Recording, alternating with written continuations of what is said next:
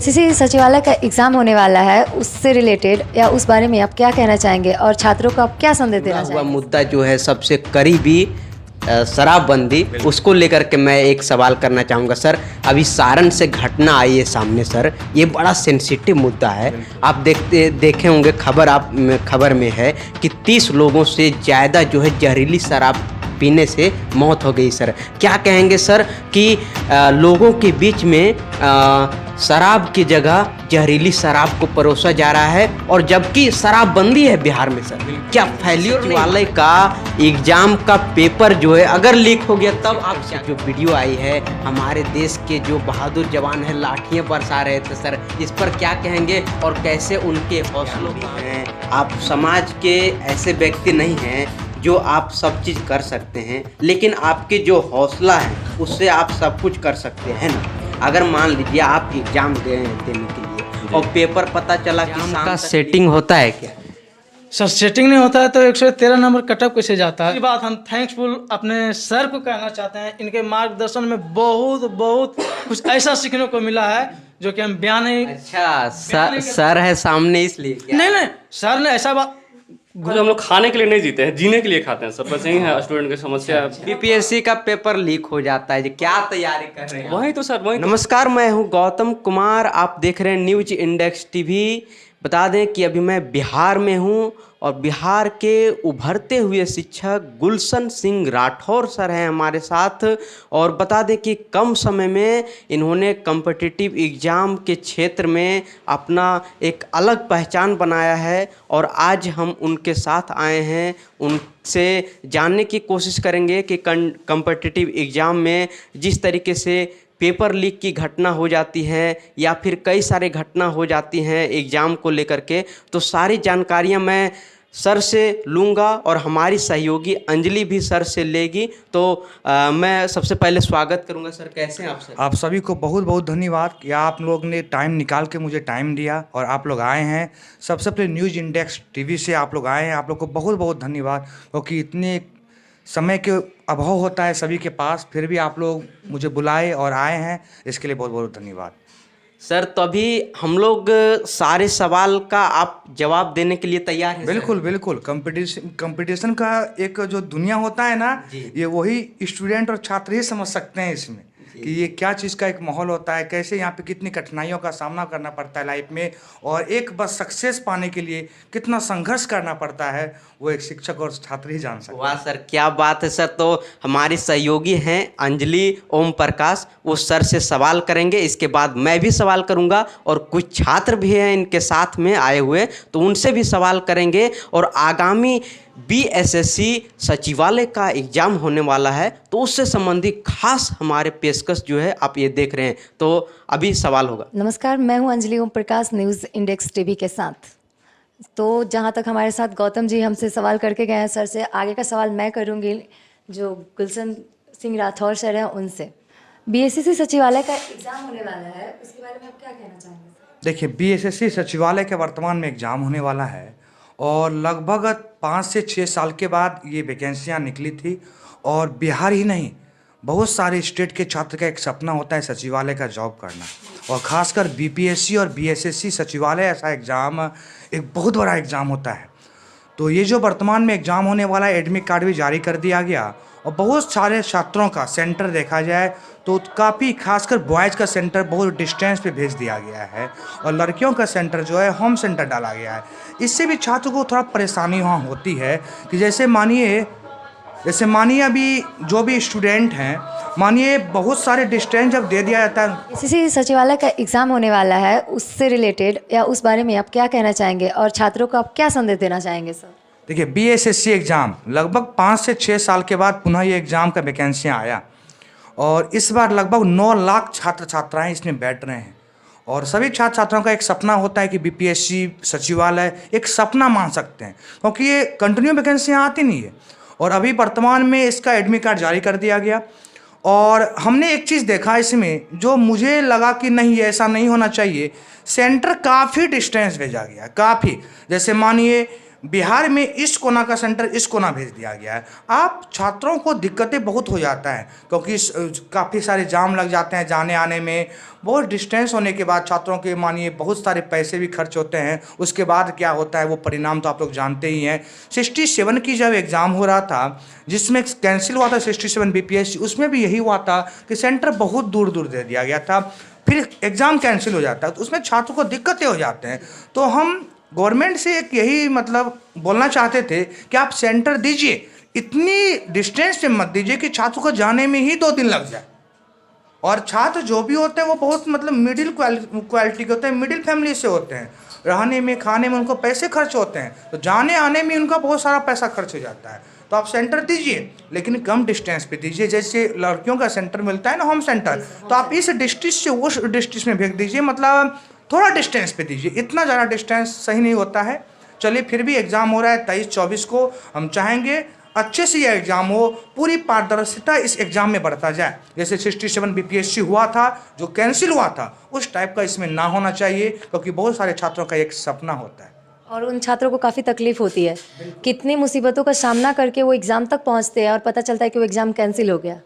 बिल्कुल। तो कैसा फील होता होगा? देखिए, ये कंपटीशन का एग्ज़ाम, और जब छात्र निकलते हैं एग्ज़ाम देके उसको पता चलता है कि एग्ज़ाम कैंसिल हो गया, तो सोचिए कि आप ये समझिएगा, इतने समय का मेहनत करने के बाद और कोई छात्र जब एग्ज़ाम में बैठे और उसको पता चले कि एग्ज़ाम मेरा अच्छा गया और एग्ज़ाम कैंसिल हो गया, पूरा लगता है कि हम जहाँ ऊपर में थे वो सीधे नीचे आके गिर जाता है। पूरी डिमोटिवेट हो जाते हैं, वो उनके पूरे हौसले कम हो जाते हैं। पूरा हौसला कम क्या, पूरा डिमोटिवेट हो जाते हैं। जो भी अच्छा एग्ज़ाम जाता है कितने खुश होते हैं, चलो अच्छा एग्ज़ाम गया है, लेकिन पूरी तरह से वो नर्वस हो जाते हैं। और ये मतलब किसी एक इंसान की वजह से ये सारा खत्म हो जाता है। देखिए, आज बिहार की शिक्षा परिदृश्य की बात किया जाए तो बहुत सारे ऐसे चीज़ें हैं जहाँ पे सरकार को बहुत चीज़ें सुधारना होगा, खासकर शिक्षा के परिदृश्य से। हम एक चीज़ देखते हैं कि कोई भी UPSC BPSC कोई भी संघ लोक सेवा का आयोग का एग्जाम होता है तो सबसे अधिक स्टूडेंट यदि सफल होते हैं वो बिहार का होता है। और बिहार का सफल ही नहीं होते हैं, टॉप में पहुंच जाते हैं। आपने देखा होगा कुछ दिन पहले शुभम कुमार IAS टॉपर हो गए थे UPSC में। पिछले बार भी मैंने देखा UPSC में टॉप 10 में देखा जाए बिहार का ही छात्र देख रहा था। BPSC हो किसी भी एग्जाम हो, यदि बिहार के छात्रों को हकीकत में सरकार हर चीज़ देने लगे जितना चाहिए स्टूडेंट को देने, क्या मतलब पारदर्शिता बढ़ता जाए एग्जाम में, तो यहाँ का छात्र इतना मेधावी होते हैं ना, तो किसी भी एग्जाम को फतह करने की क्षमता रखता है। लेकिन थोड़ी थोड़ी गलतियाँ हैं, छात्र को बहुत सारा डिमोटिवेट कर देते हैं और ये छात्र नर्वस हो जाते हैं। जो बिहार की शिक्षा व्यवस्था है उस बारे में सरकार से आप क्या सवाल करना चाहते हैं, क्योंकि उसमें तो सुधार की बहुत सारी ज़रूरत है। देखिए, मैंने अभी जस्ट बात किया है, कोई भी छात्र जब कंपटीशन का एग्ज़ाम की तैयारी करते हैं बहुत कठिनाई से जूझना पड़ता है, उनको बहुत मेहनत करते हैं।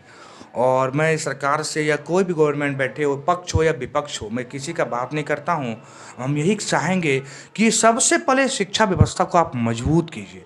क्योंकि बिहार की शिक्षा व्यवस्था देखा जाए, जब कोई छात्र यहाँ से टॉपर होकर IAS में या फिर BPSC में UPSC में टॉप होकर निकलते हैं और वो कहीं जाते होंगे और उनसे जब यह सवाल किया जाता होगा कि आप तो पूरा मतलब UPSC टॉप करके आए हैं लेकिन बिहार की शिक्षा सबसे रैंकिंग में कम है, क्या फील होता होगा आप समझ सकते हैं।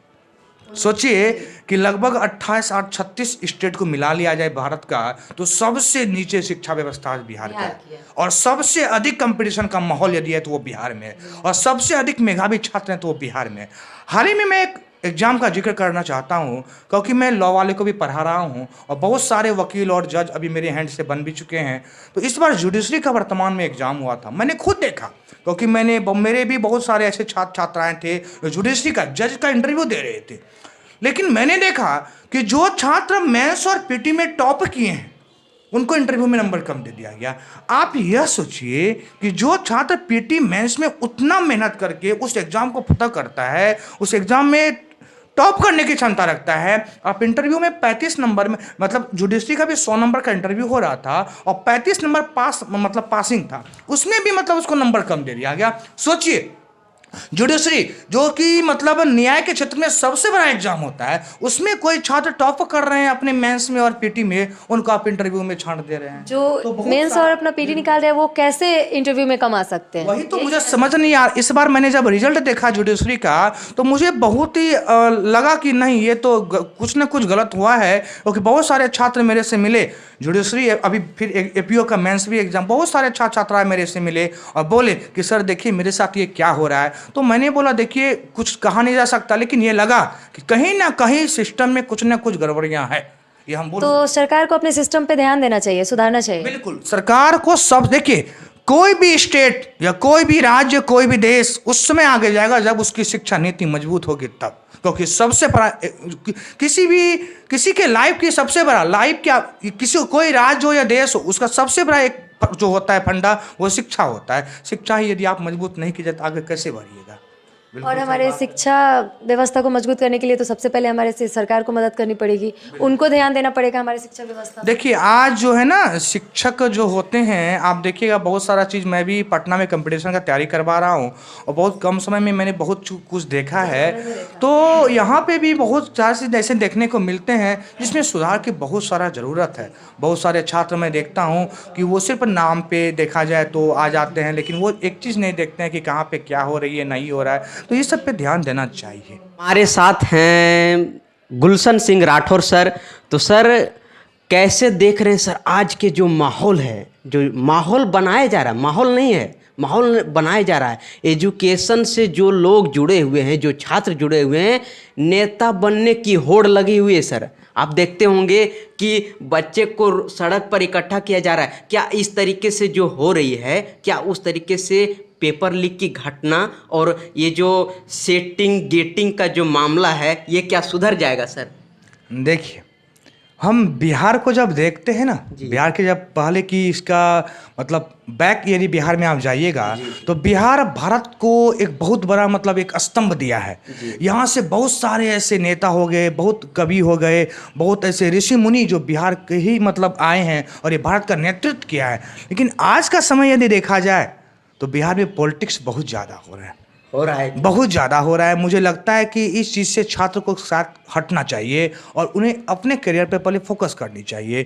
और पॉलिटिक्स छात्र ही नहीं, नेता लोग ही यहाँ पे ऐसे हैं जो छात्र को इन्वॉल्व करने में भी काफ़ी सपोर्ट तो देख लो बच्चों, जो लोग सड़क पर उतर के अपद्रव्य फैलाने की कोशिश कर रहे हैं, उनको सर संदेश दे रहे हैं कि नहीं, आप देखिए एक एग्ज़ाम की प्रोसेस होती है जो आपको अधिकारी बनने के उस पार होती है और आप हैं इस पार। तो आप भी एक समय के लिए आप अधिकारी बनेंगे और आप अधिकारी बनने जा रहे हैं और आपकी सोच आप द्रव्य तत्व जैसे होंगे तो आप कैसे करेंगे? क्या सर? बिल्कुल सही बात है। देखिए हर माँ बाप का हर एक सपना होता है, हर गार्जियन का, कि मेरा बेटा जाए और जो भी कंपटीशन का एग्ज़ाम की तैयारी कर रहा है वो एक अच्छा पदाधिकारी बन के लौटे। उसमें समाज की जो रिस्पेक्ट होता है, माँ बाप का जो एक सपना होता है वो पूरा होता है। और बहुत सारे छात्र मैं देखता हूँ पटना में आके अपने लिंक से हट जाते हैं और वो आते हैं मेन मकसद से कि पढ़ाई करूँ, लेकिन उसका और कुछ मकसद हो जाता है। तो मैं सभी, देखिए मैं किसी का तो मैं एक शिक्षक हूँ, तो मेरे नज़र में सभी जितने भी छात्र छात्राएं हैं कहीं का भी हो, मेरे नज़र में वो सब एक समान है। लेकिन मैं सभी से एक ही संदेश दूंगा, अपने लाइफ को पहले बनाइए दोस्त, और अपना फ्यूचर जो आप लेके आए हैं, कहीं भी आप पटना ही नहीं, दिल्ली हो, कहीं भी आप भारत के किसी भी कोने में, भारत ही नहीं विश्व के किसी भी कोने में आप किसी भी चीज़ के फ्यूचर की तैयारी कर रहे हो, आप अपना कंपटीशन की तैयारी कर रहे हो, पहले वो चीज़ को कर लीजिए, उसके बाद तो फिर फ्यूचर है ही ना।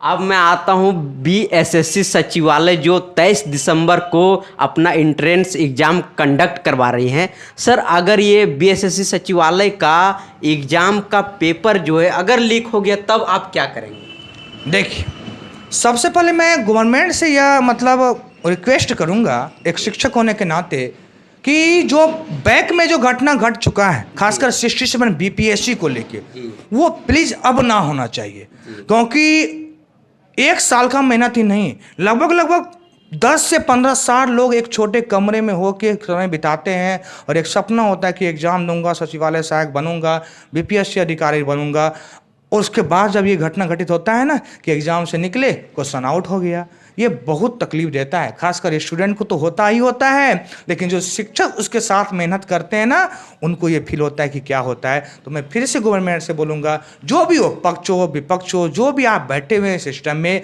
पदाधिकारी हो अधिकारी हो, जो प्रशासनिक क्षेत्र में हो, उनसे खासा मेरा रिक्वेस्ट होगा कि बिल्कुल यह जो एग्ज़ाम हो रहा है ये बहुत बड़ा एग्ज़ाम है।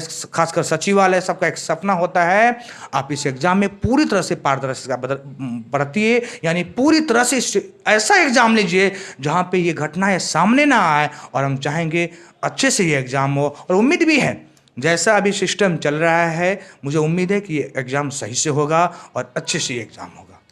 सर आप ये बताइए, वे सभी एस्पायरेंट जिनका सचिवालय में सिलेक्शन हो जाता है, तो सुनने में आ रहा है या फिर लोगों का कहना है ये कि सचिवालय का जॉब जो है ये बहुत अच्छी जॉब है, क्या कैसे आप बताएंगे लोगों को कि ये बहुत अच्छी जॉब है? देखिए, जॉब कोई भी हो वो अपने जगह पे अच्छा है जी।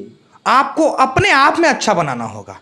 आप समझिए कोई दरोगा बनते हैं, और अभी देखिए दरोगा जब बनते हैं तो बहुत अच्छा लगता है कि स्टार लग गया कंधे पे, लेकिन जब सिस्टम पे वही व्यक्ति पहुंचता है ना, तो आप समझ सकते हैं कि सिस्टम में वो क्या करने लगता है। सही बात। आज मैं देख रहा हूँ कोई भी सिस्टम ऐसा नहीं लगता है मुझे जहाँ पे थोड़ा धांधली नहीं होता है। तो इस चीज़ को देखिए, एक गवर्नमेंट ही क्या कर सकता है, वो एक सिस्टम को बनाता है, लेकिन उस सिस्टम को चलाने के लिए एक प्रशासन का जिम्मेदारियां होती है।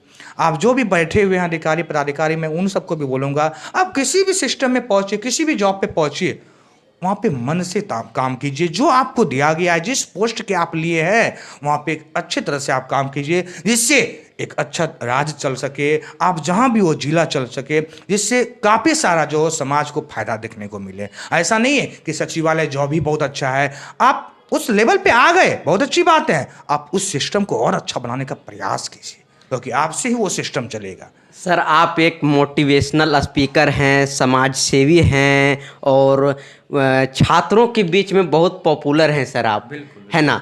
तो जो बिहार का आजकल का जो माहौल है, मैं एक समाज से जुड़ा हुआ मुद्दा जो है सबसे करीबी शराबबंदी, उसको लेकर के मैं एक सवाल करना चाहूँगा सर। अभी सारण से घटना आई है सामने सर, ये बड़ा सेंसिटिव मुद्दा है। आप देखे होंगे खबर में है कि 30 लोगों से ज़्यादा जो है जहरीली शराब पीने से मौत हो गई सर। क्या कहेंगे सर कि लोगों के बीच में शराब की जगह जहरीली शराब को परोसा जा रहा है, और जबकि शराबबंदी है बिहार में सर, क्या फेल्योर नहीं माना जाए सर इसे? देखिए, सबसे पहला तो हम इसमें बोलेंगे गवर्नमेंट जो बैठे हुए हैं उनकी सबसे बड़ी मतलब दिक्कत हम वहीं से देखते हैं, और सिस्टम में जो बैठे हुए अधिकारी उनका भी बहुत सारा दिक्कतें हैं।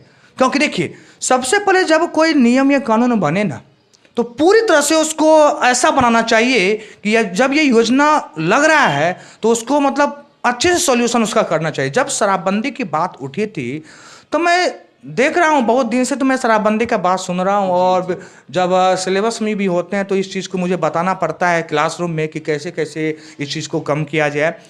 लेकिन जहाँ तक हो, बिहार में ये चीज़ मुझे लग रहा है कि सक्सेस नहीं है, सक्सेस नहीं, बिल्कुल नहीं है। क्योंकि यदि सरकार से मोल लड़ाई ले रहे हैं। नहीं, देखिए, हम एक शिक्षक होने के नाते हम किसी से नहीं, क्योंकि मैं शिक्षक हूँ और मुझे मतलब बच्चों के बीच में रहना पड़ता है हमेशा। उन्हें मैं कभी भी नेगेटिव थिंकिंग नहीं बता सकता, उन्हें हमेशा नेगेटिव भी है तो उन्हें मैं पॉजिटिव करके बताने का प्रयास करता हूँ मैं गवर्नमेंट से। लेकिन हाँ, जरूर बोलेंगे कि जब कोई योजनाओं को आप पास करते हैं, जब किसी सिस्टम को आप लागू करना चाहते हैं, तो उसको अच्छी तरह से धरातल पर उतारने का प्रयास कीजिए। आप उस सिस्टम में बैठे हुए अधिकारी को उतना हर चीज़ देने का प्रयास कीजिए कि वो उस सिस्टम को सुधार सके। मानिए शराबबंदी लग गया, ठीक है, लग गया, गवर्नमेंट ने ये शराबबंदी योजना लगा दिया, इसको लागू कर दिया। अब सिस्टम में ही अधिकारी बनकर उस चीज़ को यदि मतलब फॉलो ना करे तो क्या होगा? ये बार बार, और आज ही नहीं, ये सारण की घटना नहीं, हम तो देख रहे हैं बार बार ये घटना घटित होते जा रहा है। और जब भी न्यूज़पेपर हम खोलते हैं डेली वही शराबबंदी, आज यहाँ उनका मौत, आज वहाँ उनका मौत, आज उसका वहाँ मौत हो रहा है। तो मुझे जहाँ तक लगता है कि ये बिल्कुल मतलब सक्सेस नहीं है। सर मैं बात करता हूँ देश विदेश को के मुद्दे पर। आप देख सकते हैं चीन का जो मुद्दा है लगातार ये एक समाज के बीच में जो है इसको घोलने का प्रयास किया जा रहा है। आप देख सकते हैं कि जो हिमाचल प्रदेश से जो तवांग सेक्टर से जो वीडियो आई है, हमारे देश के जो बहादुर जवान हैं लाठियाँ बरसा रहे थे सर, इस पर क्या कहेंगे और कैसे उनके हौसलों को आप बढ़ाते हैं सर? देखिए, मुझे याद है 1971 के आसपास में जब इंदिरा गांधी जी प्रधानमंत्री थे, उस समय अपने भारत को अमेरिका वीजा नहीं दिया था जी। और उस समय अमेरिका ही नहीं, बहुत सारे ऐसे देश थे जो भारत को हिंद दृष्टि से देखता था। लेकिन आज वो भारत भारत नहीं रहा, आज भारत बहुत बदल चुका है। आपका निशाना प्रधानमंत्री मोदी पर है। देखिए, किसी भी पर्सनल व्यक्ति को पीएम है उनका मैं रिस्पेक्ट करता हूँ, पर्सनल कोई व्यक्ति नहीं, उस पोस्ट का मैं रिस्पेक्ट करता हूँ कि वो प्रधानमंत्री हैं, और मैं ही नहीं भारत के तमाम नागरिकों को उनका रिस्पेक्ट करना चाहिए क्योंकि एक प्रधानमंत्री पोस्ट पे बैठे हुए हैं, हम उनका नहीं। लेकिन हाँ, आज हम जरूर बोलेंगे भारत बदल चुका है। आज वो भारत नहीं है कि मेरे हाथ में AK सैटारिक बंदूक होगा तभी हम बॉर्डर पे रहेंगे, मेरे हाथ में लाठी भी रहेगा ना तो हम दुश्मन के सैनिकों को या दुश्मन को हम पीट पीट के भगा सकते हैं। और ये वीडियो मैं भी देखा हूँ, बहुत खुशी मिलता है इस वीडियो को मुझे देखने के बाद कि मेरे हाथ में हथियार नहीं है, एक लाठी से ही मैं दुश्मन को पीट के भगा दिया।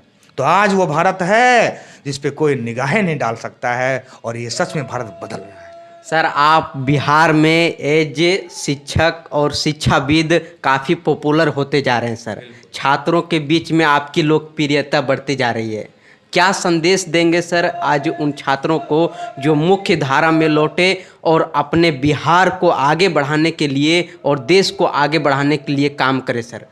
आखिरी सवाल में। बिल्कुल सही बातें हैं आपने बोला सर, आप पॉपुलर होते जा रहे हैं। देखिए, समय जो होता है ना, जो वक्त होता है उसके साथ इंसान को ढलना पड़ता है। सबसे पहली बात मेरा ये होगा, वैसे सभी छात्र छात्राएं वैसे कभी सभी छात्र छात्राएं जो अपना फ्यूचर बनाना चाहते हैं, सबसे पहले अपने एम को फोकस कीजिए अपने लाइफ में, और हमेशा ज़िंदगी में आगे बढ़ने का प्रयास कीजिए। क्योंकि मैं भी बहुत सारी कठिनाई से ऊपर उठ के, आपको बिलीव नहीं होगा, मैं जिस फैमिली से बैकग्राउंड से मैं आता हूँ, बहुत लो फैमिली से आता हूँ, लेकिन मेरा एक सपना है कि मैं उस चीज़ को बदलूँ जो समाज देखे एक दिन। और बहुत सारी कठिनाई से आज मैं यहाँ पे हूँ, जो भी हूँ अपने छात्राओं के बदौलत हूँ, आप लोग के बदौलत हूँ, और मुझे उम्मीद है आने वाले समय में मैं ज़रूर कुछ अलग करूँगा और अपने समाज को सुधारने का प्रयास करूँगा। और फिर से मैं हम सभी छात्र छात्राओं को एक सूचना देना चाहूँगा, हम सभी छात्र छात्राओं को एक अपना बात बताना चाहूँगा। दोस्त, ज़िंदगी में बहुत सारे कठिनाइयाँ आपके पास आएंगे, ज़िंदगी में बहुत सारे ठोकरें आपके पास आएंगे, लेकिन अपने कठिनाई को और अपने ठोकरों को हमेशा पॉजिटिव लेके आगे बढ़िएगा, कभी नेगेटिव मत सोचिएगा। कभी कभी आपके लाइफ में ऐसा समय आएगा, आपको लगेगा कि नहीं अब मेरे से यह काम नहीं होगा। आप किसी फील्ड में जाइए, क्या आप मीडिया हैं तो आप मीडिया में इतना अव्वल होते जा रहे हैं। आप देखिए, सिर्फ पढ़ाई लोग को आगे नहीं बढ़ाता है। यदि आज पढ़ाई ही लोग को आगे बढ़ाता तो सबसे युवा भारत रत्न प्राप्त करने वाले सचिन तेंदुलकर नहीं हो जाते। सही बात सर, है ना? हाँ। आज यदि पढ़ाई सबको आगे ले जाता तो ओलंपिक में पहला विजेता मीराबाई चानू नहीं हो जाती ना, तो ओलंपिक में पहला विजेता मीराबाई चानू वो भी एक बालिका नहीं हो जाती। तो एजुकेशन हम समझते हैं कि यह एक आपको सिक्योर लाइफ कर देता है, लेकिन आप किसी भी फील्ड में जाइए, कोई भी फील्ड आपका लाइफ का हो, उस फील्ड में आप पूरा पॉजिटिव देने का प्रयास कीजिए, तभी आप सक्सेस होइएगा। और तमाम फिर से मैं उन छात्र छात्राओं को बोलूँगा, दोस्त सबसे पहले अपने लाइफ के ड्रीम को फॉलो कीजिए और अपने माँ बाप को उस सपना को साकार कीजिए जो वो घर में बैठ के एक सपना देख रहे हैं कि मेरा बेटा 2 स्टार 3 स्टार लगा के पदाधिकारी बन के मेरे पास आएगा और मैं बहुत खुश होऊंगा। बहुत अच्छा लगेगा उस समय जब आप पदाधिकारी बन के और स्टार लगा के उनके पास जाइएगा। सर आखिर में एक सवाल सर, आपका पर्सनल जिंदगी से सर, विवाह कब कर रहे हैं सर आप? देखिए, विवाह के बंधन देखिए, हाँ, सब माता पिता का एक सपना होता है और सभी का जब एक लाइफ है, आप जब सिक्योर अपने लाइफ में हो जाते हैं तो विवाह तो एक लाइफ का पार्ट है और ये होना भी चाहिए, बिल्कुल होना चाहिए। तो मेरे भी माता पिता का भी सपना है कि नहीं, मेरा भी बेटा का विवाह होगा। जब वो वक्त आएगा, जब वो समय आएगा तो वो खुद ब खुद हो जाएगा और सब तो जान ही जाएंगे कि हम विवाह कब करें। चलिए सर, आपका बहुत बहुत धन्यवाद सर, आप हमसे जुड़े, हमारे लिए सर इतना आप खास समय निकाल करके टाइम दिए सर, बहुत बहुत धन्यवाद सर। और कुछ छात्र हैं सर के छात्र जो BSSC सचिवालय का एग्जाम देने जा रहे हैं, तो उनसे भी मैं 2-4 सवाल करूंगा। दरिया दिली देखिए कि अपने साथ जो हैं एक दिव्यांग एस्पायरेंट हैं जिनको ये तैयारी कराते हैं। तो सीधा मैं इन्हीं से जानूंगा सर, कैसे आप तैयारी कर रहे हैं सर सर की छत्र छाया में?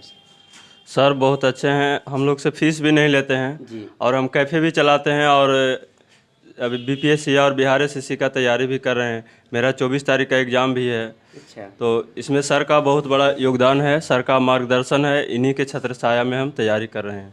अच्छा, जो सचिवालय का एग्जाम हो रहा है उसमें आप एग्जाम में बैठ रहे हैं ना? हाँ बैठ रहे हैं। 24 तारीख को बिहार शरीफ सेंटर दिया है मेरा। मान लीजिए कि आप एक दिव्यांग भी हैं, आप समाज के ऐसे व्यक्ति नहीं हैं जो आप सब चीज़ कर सकते हैं, लेकिन आपके जो हौसला है उससे आप सब कुछ कर सकते हैं ना।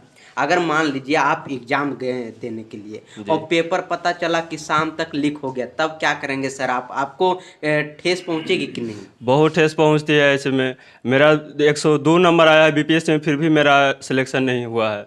इतना कट ऑफ चला जाता है, धांधली के कारण ही ये सब होता है। बिहार एसएससी का भी दे रहे हैं, देखिए इसमें क्या होता है। धांधली होगा तो फिर इसी तरह रहेंगे, और क्या करेंगे। कट ऑफ के आगे जाने के लिए क्या तैयारी करनी पड़ती है? कैसे आप सचिवालय का तैयारी किए, थोड़ा सा आप जल्दी बता पाएंगे? तैयारी हम सर के मार्गदर्शन में ही करते हैं, इन्हीं का नोट्स वगैरह सर प्रोवाइड किए हैं और टेस्ट भी लेते हैं, उसमें भी हम शामिल होते हैं। सही बात है सर। बिल्कुल बिल्कुल। सोचिए, एक बात सोचिएगा, कितने कठिनाई से इनका ये कैफ़े है, कैफ़े चलाते हैं। अच्छा। उनके बाद भी जब भी इनको लगता है कि सर का क्लास हो रहा है ये जाते हैं। अब बताइए ये सब जाएंगे यहाँ से, कहाँ सेंटर है आपका? बिहार शरीफ। बताइए ये कैसे जाएंगे बिहार शरीफ? उसके बाद यदि एग्ज़ाम कैंसिल हो जाए तो आप सोच सकते हैं क्या बीतता होगा इन लोगों पे, जो चल नहीं पाते हैं अच्छे से। इनके साथ 2 आदमी जाते हैं इनको लेके और जाएंगे और एग्ज़ाम कैंसिल, कितना दुख होगा। तो हम सरकार से फिर से बोलेंगे, प्लीज़ इस बार ये सब चीज़ नहीं होने दीजिएगा और अच्छे से पारदर्शिता से जरूर एग्ज़ाम लीजिएगा, क्योंकि बहुत ठेस पहुँचता है छात्रों पे। क्या नाम है सर आपका? पवन कुमार। अच्छा पवन जी, थैंक यू। क्या नाम है आपका? जी मेरा नाम विपिन कुमार हुआ है। तो विपिन जी, आप भी सचिवालय का एग्जाम दे रहे हैं, और कैसे की तैयारियां आपने, पहले ये बताइए। सबसे पहले सर जी आपको थैंक्सफुल हैं, और news index TV, news index TV को जो हम लोग के बीच रूबरू हुए हैं और छात्र की आवाज़ जी बुलंदी करने के लिए इतना सुबह सुबह ठंडी के मौसम में हम लोग के बीच उपस्थित हुए हैं। तहे दिल से शुक्रिया शुक्रिया शुक्रिया। सर, ये तो मेरा काम है सर। आप अपना काम कैसे किए सर, तैयारी कैसे की है? आप ये सचिवालय का एग्जाम देने जा रहे हैं, तैयारी कैसे की है सर? आप अच्छे से बताइए, जो छात्र समझ जाएं और वो भी एग्जाम में सम्मिलित हो। जी हम लोग बीएसएससी का पहला नंबर कंडक्शन बताते हैं सर से। हम लोग, मेरा घर जमुई हुआ है जी। हम लोग झारखंड की बॉर्डर से टच करते हैं जी। रही बात सेंटर का, चंपारण दे दिया है मोतिहारी। अच्छा, आपका सेंटर? जी। जी। अब बोलिए, हम लोग मिडिल फैमिली से आते हैं, जी। बाबूजी किसान हैं। अब जाने में 1000 रुपये कम से कम खर्चा तो होगी, इसमें नो डाउट। रहना सबसे बड़ी है, गर्मी रहता तो हम लोग स्टेशनों पर सो जाते हैं, बिछा उछा के, कुछ भी पेपर लेके बिछा के सो जाते हैं। लेकिन ठंडी में क्या सो पाए हम? मैं भी इंसान हूँ। अगर सरकार को भी होना चाहिए, आयोग को भी होना चाहिए कि लड़का यहाँ से वहाँ दे रहे हैं, आखिर व्यवस्था क्या है लड़के के पास? लड़के के पास क्या 1000 रुपये में जाना है, आना है, खाना है, रहना है। इस बात को सरकार और आयोग दोनों पूर्ण रूप ध्यान दे के अगल बगल जिला ज़्यादा बेटर हो कि अगल बगल जिला दे दें, और लड़का का सुविधा होगा। लड़का ऐसा बात, अगर वहाँ जा रहा है तो क्या होगा, एग्ज़ाम ही देगा। हमारे जिला जम्मू है, लखीसराय दे देगा तो भी हम एग्ज़ाम दे लें। लेकिन लखीसराय देने का पर्पस हुआ, नवादा सेकुलर देने का पर्पस हुआ कि अगल बगल जिला, हर लड़का जानता अपना अगल बगल जिला। एग्जाम का सेटिंग होता है क्या? सर सेटिंग नहीं होता है तो 113 नंबर कटअप कैसे जाता है? पहले बीपीएससी हम दिए हैं, 106 नंबर मेरा आता है सर बीपीएससी में। हम ओबीसी में आते हैं 3 नंबर से, हम ओबीसी 3 नंबर से 6 9 में गया है। 106 नंबर वाला के नहीं आ रहा है, 107 नंबर वाला के नहीं हो रहा है, 108 नंबर वाला के नहीं हो रहा है। तो आखिर कौन है? सब भगवान गॉड गिफ्टेड लड़का हैं कि उसको रिजल्ट होते जा रहा है। सही बात दोस्तों, आप इनके भावनाओं को आप समझ सकते हैं दोस्तों, लेकिन मेरा ये कहना है कि आप किसी भी सेटर के बहकावे में नहीं आवें। वो असामाजिक तत्व हैं जो आपको इस एग्ज़ाम से पीछे करने में लगे रहेंगे। आप देखिए, मान लीजिए आपसे वो पैसे की डिमांड करते हैं, आप उन्हें 5 लाख दे दिए, समझ लीजिए कि आप दे दिए। इसके बाद आपकी अगर एग्ज़ाम निकल गई तो आपको क्या करेंगे कि वो पैसे तो रख लेंगे, और अगर नहीं निकली तो क्या करेंगे कि 2.5 लाख आपको वापस कर देंगे आधा, और आधा में बोलेंगे कि आधा तो खर्चा हो गया, और इसको बोल करके आपका तो वो सेटर कोई काम करेगा नहीं और आपका आधा पैसा रख लेगा, और 2.5 लाख रुपये ये कम नहीं होते हैं। ये सेटर का ये काला सच है जो जानने का। दूसरी बात सर, हम लोग अगर डिमांड रहेगा पैसा का 10 लाख, 20 लाख, 50 लाख या 5 लाख, 2 लाख, जितने भी लाख हो जी, एक नॉर्मल, हम लोग कहाँ से एफर्ट कर पाएंगे? नहीं कर पाएंगे ना। हम लोग किसान घर से हैं, किसान घर अगर जैसा ही 2 लाख मांगेंगे वैसा ही हम लोग के बाबूजी या पिता गार्जियन जो भी पेरेंट्स हो वैसा ही एफर्ट नहीं कर पाएंगे। हम लोग कहाँ से देंगे? हम तो अपने मेहनत के बल पे नाचेंगे कूदेंगे, जो भी करेंगे अपने मेहनत के बल पर, ना कि पैसे के बल पर। इसलिए मेरे पास पैसा है नहीं, मेहनत है। मेहनत में कोई आके फाइट कर ले, मजबूती के साथ खड़े हैं। और दूसरी बात, हम थैंक्सफुल अपने सर को कहना चाहते हैं। इनके मार्गदर्शन में बहुत बहुत कुछ ऐसा सीखने को मिला है जो कि हम बयान नहीं। अच्छा, सर है सामने इसलिए क्या? नहीं, सर ने ऐसा बात, गुरुजी बहुत होते हैं। गुरुजी के ऑन द माइक बुराई भी होता कि नहीं, ये पहले हमको बता दीजिए। गुरुजी की पिटाई भी होता कि नहीं, होना नहीं चाहिए, लेकिन हम लोग ऐसा न्यूज में देखते हैं होता है। लेकिन हम अगर सर सही है सर, देखिए क्या बोला जाए, आप सामने आप पूछ सकते हैं, आप पूछ सकते हैं, लेकिन इतना जरूर बोलेंगे, मेरे अंदर जो ऑनेस्टी है ना, वो आप इन लोग से पूछ सकते हैं कि मैं क्या करता हूँ। और क्या नाम है आपका? संदीप गोस्वामी नाम है मेरा। संदीप गोस्वामी जी। तो संदीप जी, आप ये बताइए कि आप सचिवालय का एग्जाम दे रहे हैं? अब मैं दे रहा हूँ, 24 को है मेरा, सीतामढ़ी सेंटर है। अच्छा, सीतामढ़ी सेंटर है। और आपका होम डिस्ट्रिक्ट का? मेरा वेस्ट चंपारण है। लास्ट बॉर्डर नेपाल और यूपी के बॉर्डर पे एक जगह है नरकटियागंज, वहीं से हूँ मैं। आपको कोई डर तो नहीं लग रहा है एग्जाम से? बिल्कुल नहीं डर। चलिए बताते हैं कि एग्जाम से हम लोग को डर लगता नहीं है, बस डर इस बात का लगता है कि अगर हम जा रहे हैं वहाँ से एग्जाम देने, तो मन में ये आशा रहती है कि मतलब कि क्वेश्चन कहीं आउट ना हो जाए, फिर से एग्जाम कैंसिल ना हो जाए, क्योंकि जाने में काफ़ी प्रॉब्लम होती है। अभी तो ठंडी के समय है, तो अगर हम यहाँ से जा रहे हैं, फिर मन में एक आशा बनी रहती है कि पता नहीं कि ये रिजल्ट हो पाएगा कि नहीं हो पाएगा। क्योंकि एक अभी बात जो कर रहे थे आप विपिन जी से बात के, विपिन जी बताया जैसे सेटिंग की बहुत सारी अभी बातें हो रही है, सेटिंग की बहुत सारे लोग बोल रहे हैं कि इतना लाख दो हो जाती है सेटिंग, पता नहीं मैंने अगर हम कंफर्म तो नहीं करेंगे, लेकिन हाँ फिर ये भी कहेंगे कि सेटिंग तो ज़रूर होती है। क्योंकि कटअप अगर देखेगा बीपीएससी का कटअप, भाई आखिर रिजल्ट हुआ किनका? क्योंकि उस टाइम जब बीपीएससी का रिजल्ट आया तो मेरा एक्चुअली 103 ही था, तो फिर भी लगा था कि हाँ चलो ठीक है हो सकता है क्योंकि ईडब्ल्यूएस लगाया था, मैं सोचा कि हो जाएगा। फिर नहीं भी हुआ, तो अगर 113 109 कटअप जाता है, उस टाइम काफ़ी फ्रस्ट्रेशन हुआ। तो उस टाइम सर का जो मैं सर के पास गया, बहुत फ्रस्ट्रेट हो गया था। मैं सोचा क्या करूँ, मैं तैयारी छोड़ दूँ या फिर क्या करूँ। सर ने बहुत मोटिवेट किया हमको कि नहीं, 109 कटअप जा रहा है तो कोई बात नहीं है, 100 अगर 50 में 149 भी कटअप जाए उसके लिए तुम तैयारी करो, हम तुमको तैयारी कराएंगे। इतना मोटिवेट किया सर कि कटअप तुम मत सोचो कि कितना कटअप जा रहा है, तुम 150 क्वेश्चन बनाने का हुनर रखो, और हम तुमको बताएंगे कि कैसे 150 में 150 लाने का हुनर तुम्हारे पास होगा। मतलब कहने का वाह वाह, क्या बात। सर बड़ा है। कितने घंटा पढ़ाई कर लेते हैं आप? मैं 9 से 10 घंटा पढ़ लेता हूँ सर। वाह वाह वाह, देखिए पटना में बिहार, जिसको एजुकेशन का गढ़ माना जाता है पूरे देश में, आप बता रहे हैं कि 9 से 10 घंटे पढ़ाई कर लेते हैं। कैसे एडजस्ट करते हैं खाना पीना अपना? खाना पीना सब थोड़ा सा हम लोग को समस्या होती है खाना पीना का, क्योंकि स्टूडेंट में कोई टाइम टेबल नहीं होता हम लोग का, उतना अच्छा से नहीं पता। वहीं जो होता है कहावत है कि यहाँ जो है सर हम लोग हाँ वही कहा सर, यहाँ जो हम लोग खाने के लिए नहीं जीते हैं, जीने के लिए खाते हैं सर, बस यही है स्टूडेंट की समस्या। हाँ, तो खाना विशेष सब ऐसा रहता है कि हाँ उतना हो भी नहीं पता सर, क्योंकि हम लोग का पैसा लिमिट है यहाँ आना, क्योंकि अब देख रहे हैं कि यहाँ कितना रूम भी काफ़ी महंगा है, या फिर हर चीज़ महंगा है यहाँ पे, तो कैसे भी रह लेते हैं यहाँ पे। तो अगर चाहेंगे कि हाँ बहुत अच्छा खाना पीना हो या बहुत अच्छा रहना सहना हो, तो उस चीज़ पे ध्यान नहीं देते हैं, क्योंकि हम लोग यहाँ मेन फोकस है कि हम पढ़ाई करें और जॉब ले। अच्छा, क्योंकि घर का भी सपना। अच्छा, बिहार सरकार से कोई छात्रों के लिए कोई स्कीम है या फिर आपको कोई तरह से हेल्प किया है बिहार सरकार? नहीं, इस तरह से कोई हेल्प नहीं हुआ मुझे, तो नहीं कोई हेल्प मिला, क्योंकि वो हेल्प वो आपको जो 4 लाख का लोन भी दे रहा है, तो अगर किसी पर्टिकुलर किसी जैसे इंजीनियरिंग कर रहे हैं या फिर कोई कोर्स ले रहे हैं, उसमें तो हो जाता है, उसमें मिल जाता है पैसा। ऐसे तो कोई मिलता भी नहीं है लोन वगैरह, या फिर कोई सुविधा है नहीं सरकार की तरफ से। अच्छा, आप सर के साथ से जुड़ करके पढ़ाई कर रहे हैं, कैसा लग रहा है सर के साथ, और किस पैटर्न पर पढ़ाई कर रहे हैं ये बताइए। बहुत अच्छा। मैं तो एक्चुअली बेसिकली बीएसएससी की तैयारी नहीं करता हूँ मैं, ऐसे दे रहा हूँ एग्जाम। मैं मेन फोकस मेरा बीपीएससी का है। तो बीपीएससी के लिए बताया ना कि सर का बहुत बीपीएससी का पेपर लीक हो जाता है जी, क्या तैयारी कर रहे हैं आप? वही तो उस टाइम जिस टाइम जब एग्जाम कैंसिल हुआ था, उस टाइम भी काफ़ी फ्रस्ट्रेशन हुआ था। दूसरा बार भी हुआ कि चलो ठीक है लीक हुआ, तो जैसे अतुल प्रसाद ने बताया था सर अतुल प्रसाद ने कि इस बार से प्रदर्शन से लेंगे, तो मुझे लगा कि हाँ चलो ठीक है, कहीं ना कहीं होगा। जो पिछले बार जो 66 में जो कटअप गया था, मुझे लगा कि चलो 108 कटअप गया जलन, तो उससे कम आएगा इस बार पक्का। अगर प्रदर्शिता से एग्जाम होगा तो काफ़ी कटअप जो है गिरेगा। लेकिन इस बार पता नहीं हुआ क्या अंदर से, तो बोला कि कोई सेटिंग नहीं होगा, इतना व्यवस्था बोले कि व्यवस्था करेंगे। फिर 113 कटअप कैसे चला जाता है? 150 में 113 कटअप का मतलब ये होता है कि 113 से ऊपर है बहुत सारा लड़का का। बहुत सारा लड़का जो 132 125 लाया, जो मेंस भी नहीं देते हैं।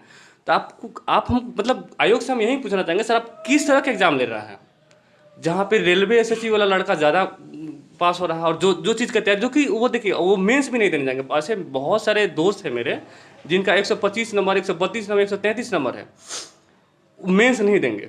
बिहार में आजकल छात्र आंदोलन ज़्यादा हो रहा है, छात्र सड़क पर उतर के नारेबाजी कर रहे हैं, जाम कर रहे हैं, अब पुलिस आती है, लाठीचार्ज करती है, भगा देती है। क्या आप भी उसमें शामिल रहते हैं सर? और आपको बहकाने के लिए जो छात्र नेता आते हैं, क्या आप भी बहक जाते हैं? नहीं, बहकेंगे नहीं सर। अगर आप मेरा हक के लिए, अगर कोई बोलता है हक के लिए लड़ो, हक की लड़ाई कहाँ हुआ सर? आप सड़क पर आकर के जाम कर देते हैं। सड़क पे शांतिपूर्वक अगर प्रदर्शन होता है सर, ये तो मेरा मौलिक अधिकार है सर।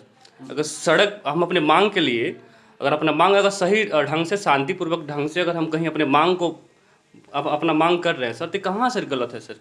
अगर हम शांतिपूर्वक। अच्छा, बीपीएससी में जो सवाल गड़बड़ी हुई थी जिसके बाद छात्र आंदोलन कर रहे थे, उस पर क्या कहेंगे? बिल्कुल सर। अच्छा एक बात बताइए सर, 1 साल में एग्जाम होते हैं, 1.5 साल जो भी है, अभी तो काफ़ी लंबा टाइम हो गया। आयोग कैसे रखते हैं क्वेश्चन सेट करने? 150 क्वेश्चन भी सेट नहीं कर पाते हैं सर। हमेशा ये नहीं है, मतलब एक अजूबा एग्जाम है बिहार का। देखिए और भी स्टेट पीछे से होता है, कहीं ई ऑप्शन नहीं रहता, यहाँ ई। और अगर ई हटा करके अगर नेगेटिव कर दे तो ये अच्छा है? बिल्कुल अच्छा है, मैं तैयार हूँ। ई हटा के नेगेटिव कर दे, बढ़िया है, कर देगा। जैसे आपका संघ लोक सेवा आयोग लेता है, यूपीएससी जैसे लेता है, वैसे कर दे। ई ऑप्शन लेने का मतलब क्या सर? ई ऑप्शन क्यों देता है आप बताइए? ई ऑप्शन जो देता है अपने बचने के लिए। अगर ई ऑप्शन अगर देता, अगर ई ऑप्शन जैसे दिया जाता, तो अगर 5 है तो 5 150, कम से कम 30 क्वेश्चन ई होना चाहिए। तो ई कहाँ रहता है 30 क्वेश्चन? आप देखिएगा कि 5-6 ही रहता है। आयोग अपने बचने। चलिए, आपका धन्यवाद। आप देख सकते हैं छात्रों की भावना को, आप समझ सकते हैं। मैं भी गुरु हैं जो शिक्षाविद हैं गुलशन सिंह राठौर, उनके साथ हम आए थे सारे सवाल को जाने, और आपके भी कई सारे कन्फ्यूजन जो हैं बिहार में जो ये दूर हो गया होगा। तो आप बने रहिए हमारे साथ, खबरों का सिलसिला लगातार जारी है। मैं हूं गौतम कुमार, और हमारे साथ जो हैं मेरी सहयोगी थी अंजलि ओम प्रकाश जी। तो थैंक यू सो मच।